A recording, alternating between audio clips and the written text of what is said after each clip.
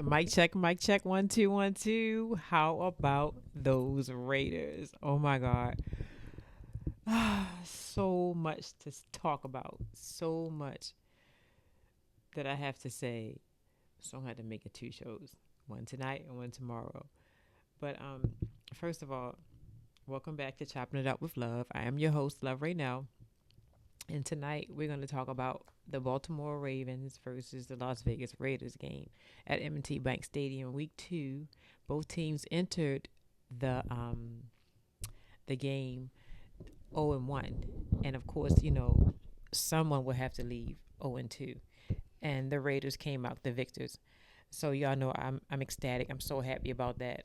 My voice is here. I don't know if it's still going to be here tomorrow, but shout out to my friend who bought the perfect seats. We were right behind the the Raiders bench, so I was yelling. I'm sure you heard me on TV, but I was yelling, waving my flag. I don't know where my flag is. I don't know where my chain is, but I was fully immersed in the game, in the moment. It was awesome, and was awesomer is that the Raiders came out on top. And I know everybody was betting against them. I'm sure a lot of people lost a lot of money, out there in the sports betting world universe. But shout out to the Las Vegas Raiders. Okay, so I'm all off topic already. It's so late. I suppose I had did this a long time ago, but let's just get right into it. So, but I'm going to do a part two. This tonight is going to be focused on the Las Vegas Raiders and their win over the Baltimore Ravens, and then tomorrow I will do a Baltimore Ravens one. Yeah, well, I'm gonna do that because there's a lot to discuss with them. But I don't break it down like experts. I just break it down from an auntie's point of view. All right. So anyway, so for the first segment, we're going to talk about the game, the Raiders versus the Ravens game, and it was a great game. The first half, both teams were, it was a defensive first half. The score was low. It was only field goals. Um, and keep in mind, y'all know when you're at the game, you can't hear the commentators, so you just can just go by your visuals.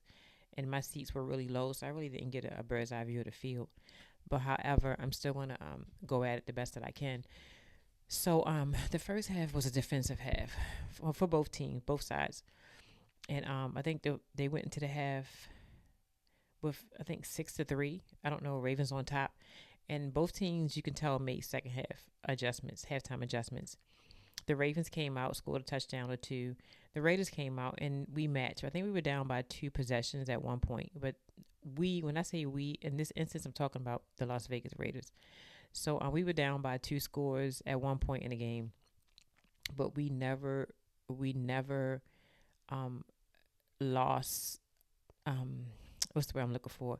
We kept it going. We didn't get down on ourselves. We kept it going. We fought, and then we matched up and tied it up. And then ultimately, the Las Vegas Raiders won the game by a field goal. Okay, and you think about it, that field goal that Justin Tucker missed, which nobody ever calls him out on his shit. The field goal that Justin Tucker missed would have put the Ravens on top, and the Ravens would have won the game because it would have been 3 points ahead, the whole game. But this is the second field goal that he missed. Um, he missed one yet last game, and he missed one this game. Now, our field goal kicker, he missed one too last game, but he was 4 for 4 this game. So that's another reason that we came out on top. Okay, so back to my notes because I'm getting off topic. I'm so happy. Like I wanted to do it early, but I was so amped up. And so then I had the podcast session. So anyway, Brock. I'm gonna talk about Brock Bowers. Let's talk about Brock Bowers. He is the Brock Bowers. He went 9 for 98 yards. The longest reception was 27 yards. He is turning out to be a great first round pick. He played. He made a deep play down the field, and that's what really turned the game around. He didn't get it. He didn't get into the end zone, but that play is what really gave the Raiders back their momentum and got us back on top. We were still down one possession because he I forgot. I don't have it in my notes, but anyway, Brock Bowers made a huge play, and then somebody capitalized on it and got into the end zone, and so then we were just down one possession, which really turned the momentum around, in my opinion. And Brock Bowers is out, first round draft pick, and everybody was questioning why would we draft a tight end when we have Myers. We have Myers. Why would we draft a tight end? Well, look at him. He's becoming a stud tight end, receiving tight end, blocking tight end. Yeah, he's the real deal. And Devontae Adams, he finally had a breakout game because he has been. Well, you all know, y'all saw the receiver movie. I mean, the receiver show. Yeah. So anyway, so Devontae Adams went 9 for 110 yards, one touchdown. The longest reception was 30 yards. He balled out. They made second half adjustments. So I noticed on the first half, during the first half of the game, he was Marlon Humphrey was on him, and they were going back and forth, getting a little chippy or whatever. But Marlon Humphrey shut him down because he really was a non-factor the first half. But the second half, for whatever reason, Zach Orr put B Steve on Adams. Like, if it ain't broke, don't fix it. So he put B Steve on Adams, and then that just opened up the whole game for Gardner Minshew and Devontae Adams, and they exploited that. They exploited that matchup, rightfully so. So Adams, like I said, he got 9 receptions for 110 yards, and he got a tutty. Yep. And I posted on my page the one of the receptions that he made. We kept both toes in bound, and he bounced, and he just fell forward. So I captioned it like likely needs. This is what likely should have done back in the Chiefs game. So I'm sure he'll look at that and rewatch it and replay it in his head, and he'll probably learn from Devontae Adams. So yeah, he had a big game. So I think it's showing that him and Gardner Minshew's chemistry is starting to mesh. They're starting to come together. They're starting to gel. So that's a positive thing for the Las Vegas Raiders, because that was a questionable. That was a little, a questionable thing with the Raiders is Devontae, since he missed time during preseason, Devontae's and Gardner Minshew's chemistry. So I think it's developing nicely. I'm sure they've been working, because you can tell Gardner Minshew really played. He played really well too, especially the second half. He came alive. Gardner Minshew, for the total game, he went 30 for 38, 267 yards, one touchdown, and one interception. His QB rating was 94.7, which is impressive for Gardner Minshew, because we were all doubting him in Raider land. Raider Nation, we were doubting him. Some people still are going to doubt him, but this was an impressive win for the Las Vegas Raiders. It was rocking in the bank. It was rocking. I mean, I had to be the loudest one. I know I had to be the loudest one. And let's talk about the officiating. The officiating wasn't bad today. A few questionable calls for sure, but as the Ravens and the Raiders are like the two teams the refs hate the most in the league, I say it was a good day. Ice Cube voice. It was a good day for officiating. And the defensive matchups that I noticed.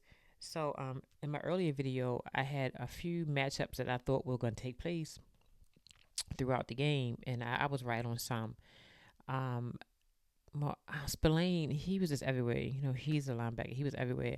He had 10 tackles, 8 solos, and 1 interception. I think he intercepted Rashad Bateman. Bate thought he had it. Spillane scooped it up, and that was that. And Max Crosby had 6 tackles, 5 solos, 2 sacks. Lamar had a really rough day. That O-line, now the Raiders O-line is terrible too, but Lamar had a really bad day. I knew he probably would, because it's Max Crosby, and the Raiders defense ate. They left 0 crumbs. They ate. Not a damn crumb was left on that field. I looked down through the stats, and everybody ate. Like, everybody ate on the Raiders defense. Everybody. So it was so impressive. They put in their work. They studied, like Max Crosby said. They studied. They have a game plan. They're going to execute it, and they're going to surprise everybody. And they did just that. They didn't panic or anything. And so the Ravens. So in my opinion, well, I talked about that already, about Zach Orr. I'm not sure why Zach Orr put B. Steven on Devontae Adams instead of leaving Marlon Humphreys on him, because Humphreys was holding it down. Like I said, he shut Devontae Adams down the first half, so I'm not sure, I don't know, but B. Steve got smoked the whole, into the third quarter, in all of the fourth quarter. Brandon Stevens got smoked, and that was wild. Like, I just couldn't believe it. He even drew that pass interference call, which ultimately won them the game, pretty much. They got him the touchdown. So, yeah, that's that on that. But we will talk about the Ravens tomorrow because I got to get my notes together for them because this is a lot to to dissect. And the run game, the Raiders' run game, they went 17 attempts for 27 yards and 1 touchdown. Yeah, it was pretty much a non-factor. The Baltimore Ravens shut their run game down completely, and so they took it to the air and they were successful. The Ravens, on the other hand, the run game came alive for the Ravens, specifically in the third quarter. Henry broke a major record. He with the most touchdowns by a running back in NFL history. He went 27 for 151 yards and 1 touchdown. However, that didn't stop the Raiders from handling their business because they ultimately won the game. Yep. And so the special teams. So the Raiders special teams, not much to shout about, just pedestrian.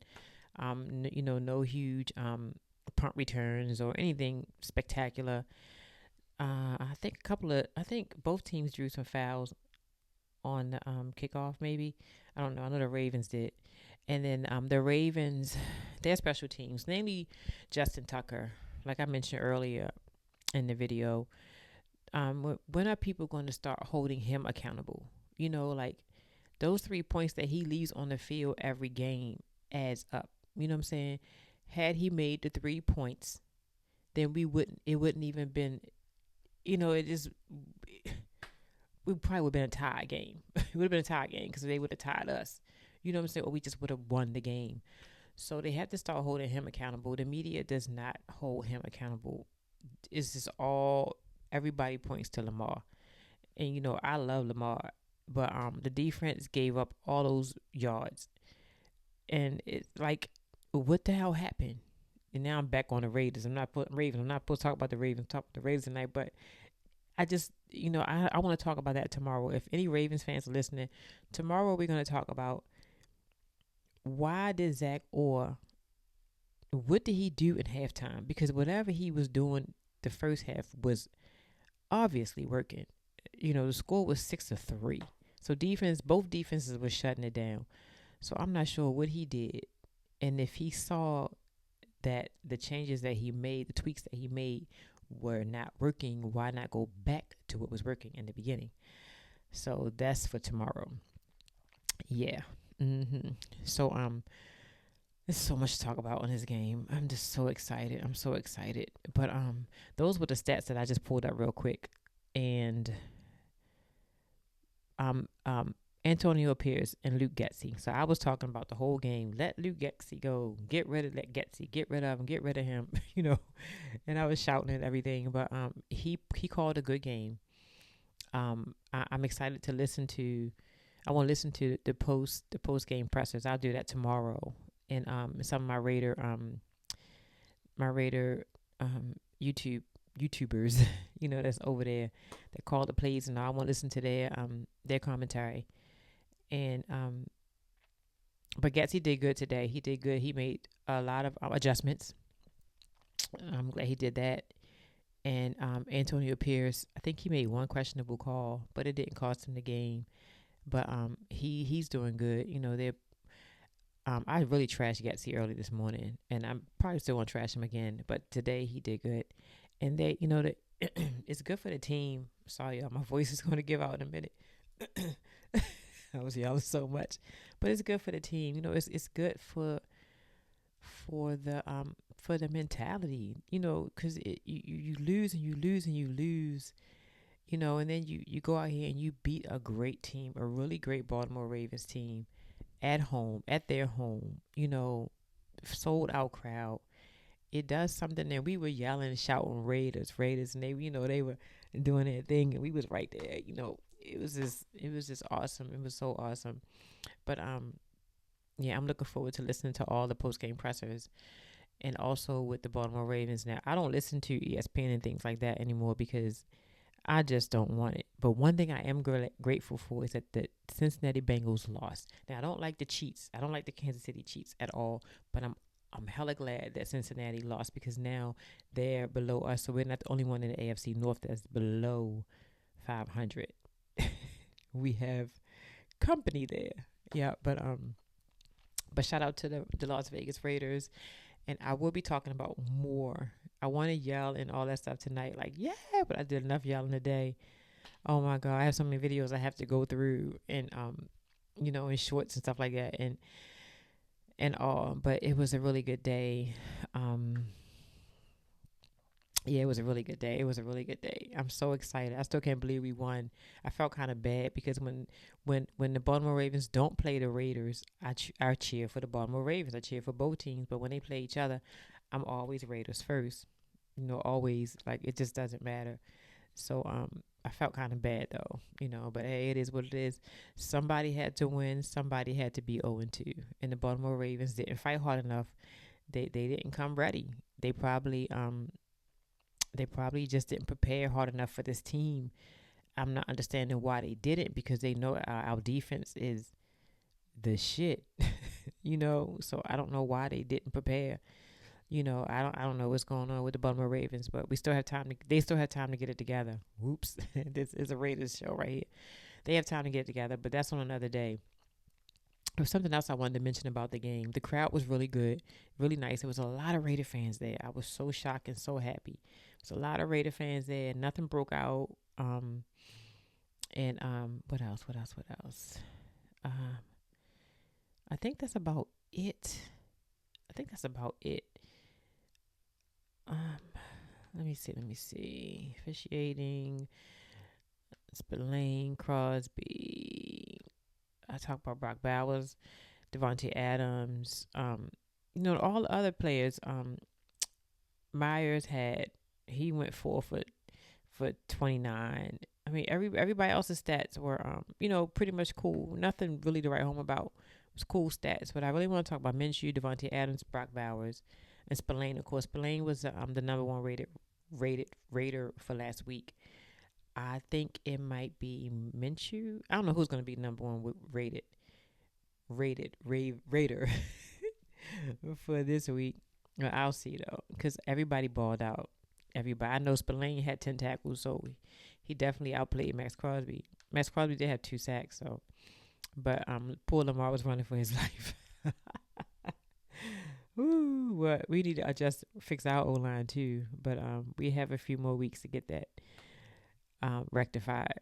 But shout out to everybody in Raider Land. Y'all should be able to get this because you guys are still wide awake. It's like 7 o'clock there, so y'all good. But yeah, it was a good game. And I will be posting some pictures on my social media pages. And don't forget to like, subscribe, and hit the notification button. And if you're listening on the audio only podcast, please visit the YouTube page and see me in person. I mean, not in person, but on the screen, so you can match the face with the voice. Yep. All right. So I'm about to go because I have work in the morning. But go Raiders! That's all you heard through the whole stadium, outside, up the street, around the corner, around the block, in the garage, on the subway, wherever. But it was a good game. Peace, y'all.